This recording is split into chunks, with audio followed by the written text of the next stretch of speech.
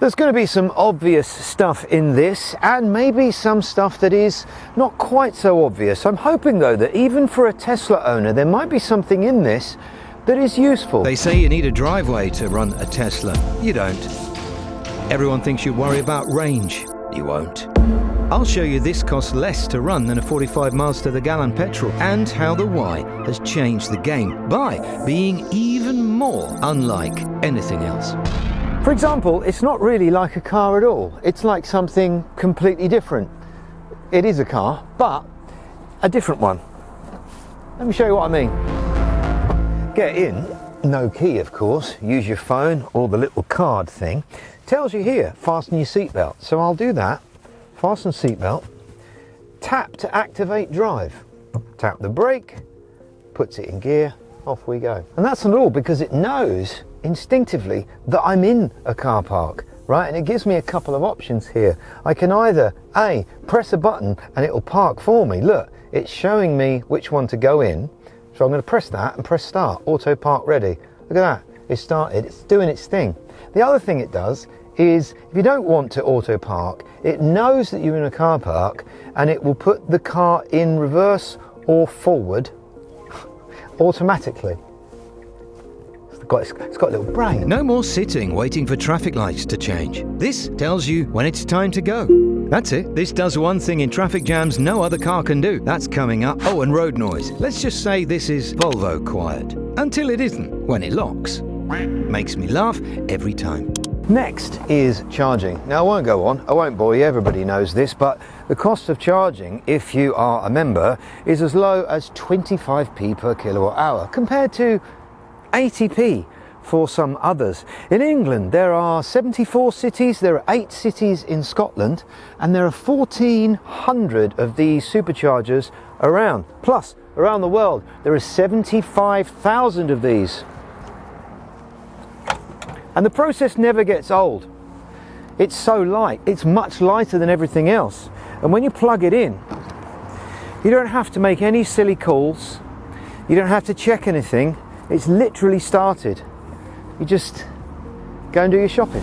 And that's the only thing this car doesn't want to do for you. Although actually they are working on that. Here's a live pilot. The car's brain is always learning. What started off feeling a bit like a computer is now a car, and one that knows how to be one. Just in auto cruise now. Just the normal autopilot is enough, and this is what I'm doing now. But the reason why the Tesla one is absolutely brilliant is because it's always on. So when you're stopping in traffic, it never switches itself off. Normally in stop and go traffic, other autopilots will deactivate. You have to press the button on the steering wheel to get it to work again. In a Tesla, always on. So you could sit static like this for an hour in traffic, and as soon as the traffic moves off, it's off again, which is just, I don't know why they're the only ones who do that. But because this isn't a commercial, here's some balance. Autopilot, for example, that works better than ever. Auto lane change, that works every time. But it doesn't like roundabouts, and it also doesn't have a speed limiter. Or if it does, I've never seen it working. Oh, and I've always been a bit worried about the screen. A lot of eyes off the road business. New for the 2026 model year, depending on when you're watching this, is the new battery pack. This has more density in the cells. In theory, that means more range. It was already pretty good.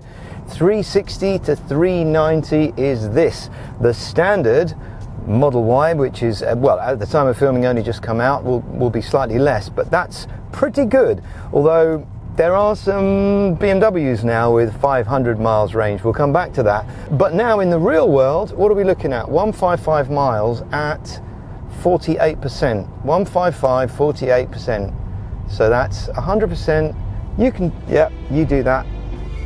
Speaking of range, it's a common misconception amongst beginners that you have to charge it up and sit for hours and hours. Well, you don't. Well, you do in other cars, but not in a Tesla. A, because they are so efficient, and B, because it is so fast. And what happens is you get into the habit of stopping for 10 minutes, literally 10 minutes.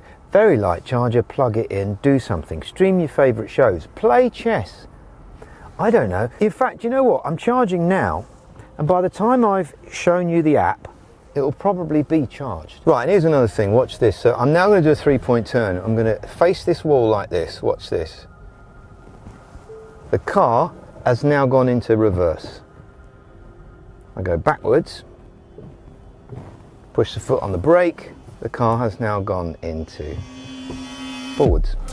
Despite that being extremely impressive, I still like the gear stick back, even though we don't need to use it anymore. And maybe a bank of buttons or hotkeys. Oh, and with the app, I also got Summon to pull the car out for me in John Lewis. That never gets old. So here it is, and this will be your companion. So essentially, you can see that the car is charging now. It tells you how long it is until it's charged. What it will do is if I did go off shopping, it will send me a note so that I avoid the charges. Now, if you are charging at a supercharger and you stay longer than needed, then you will get charged. But this will text me and say you've got enough to either get home or you've got enough to what you've set it to. There's so much more to this. You have to literally have it before you realize how good it is. And there's something called a charging passport, which gives you like almost little rewards, shows you your longest journey, shows you where you've been, and you get a little achievement. Oh, I did a 400-mile trip.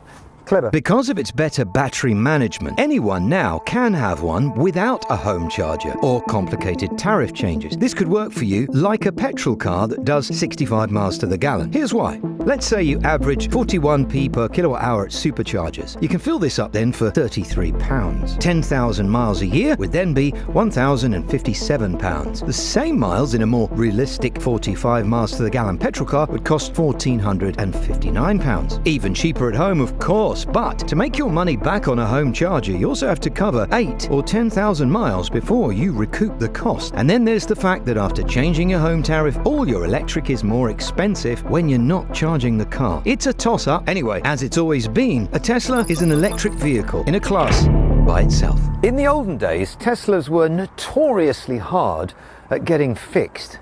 If someone did a trolley in the bumper, you'd have to have new bumpers, new doors. It's got to be rebuilt. It's changed now.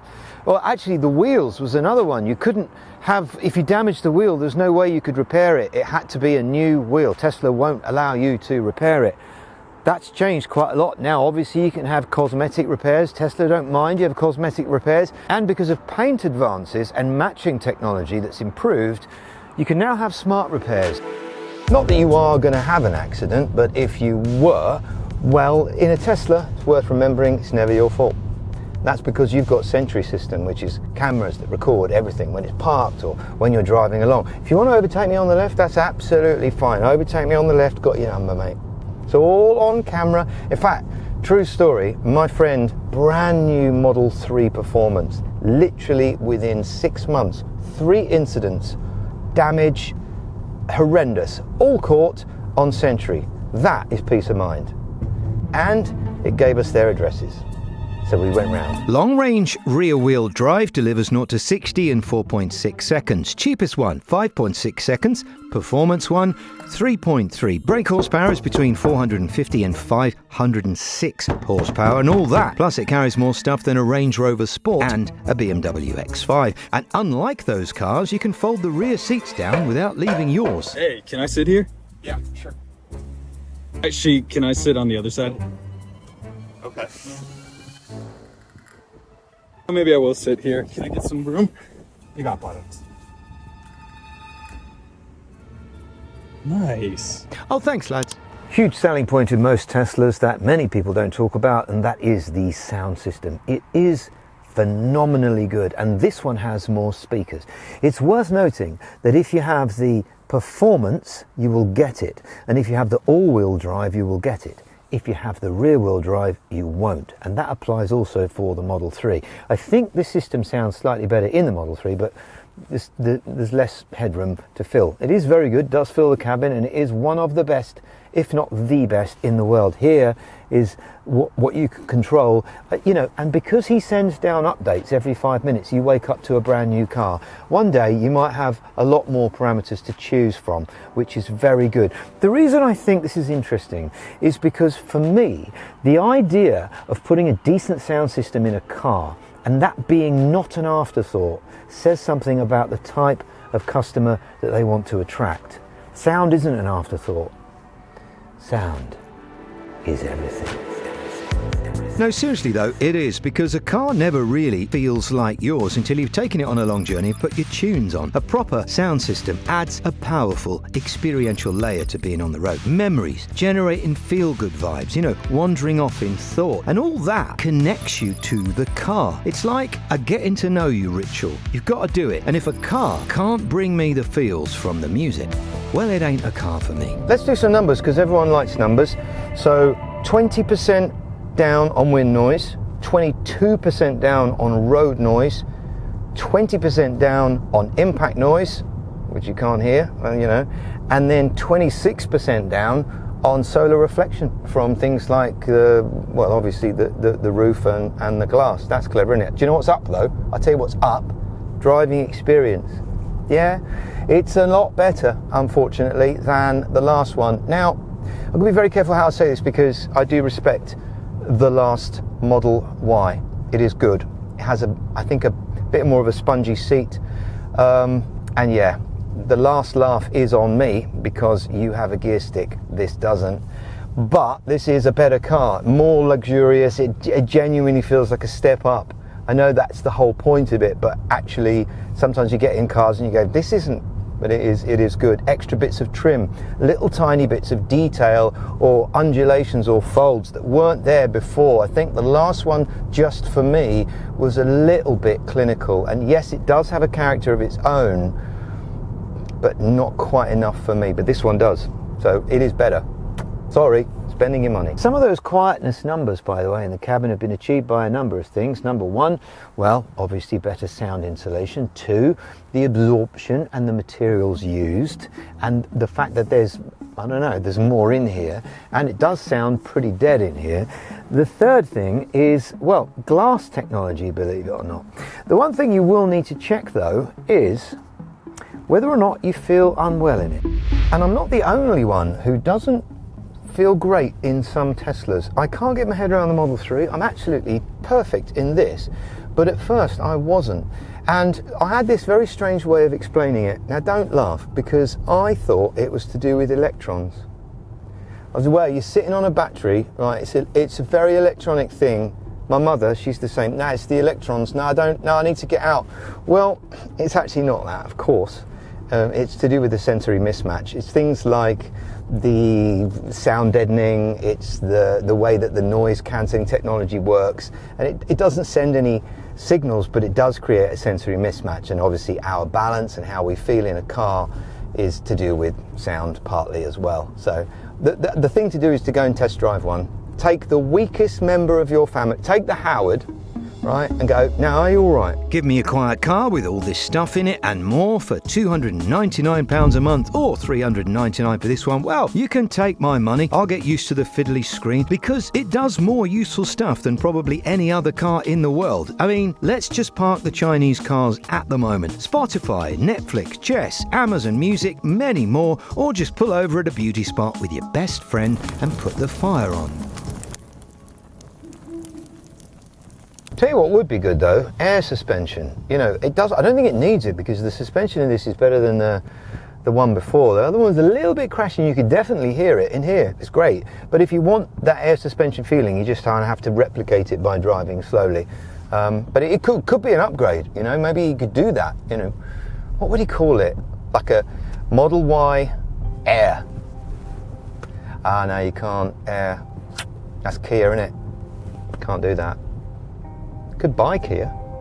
There's an idea. This one has expensive paint and wheels that look, well, good. This takes it into the £500 a month category, based on £7,500 deposit and 10,000 miles a year. No interest at the moment, and despite being arguably quite beautiful to look at in certain colours, a previous shape represents unbelievable value. And I still prefer the steering. Besides, nobody has £500 a month in the United Kingdom, that's a fact. If they did though, well, it would be one of the quietest and frankly coolest cars money could buy.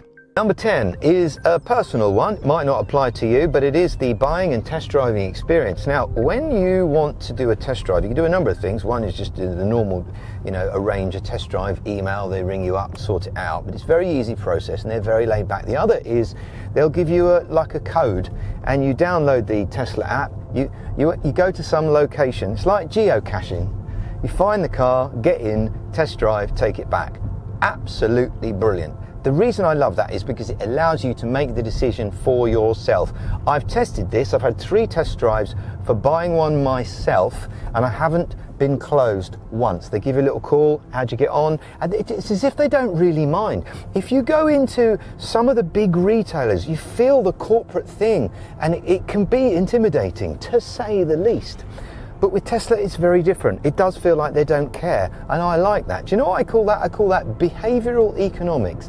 Less friction before you make a decision. Less friction, more sales. Tesla. Less friction. I don't know.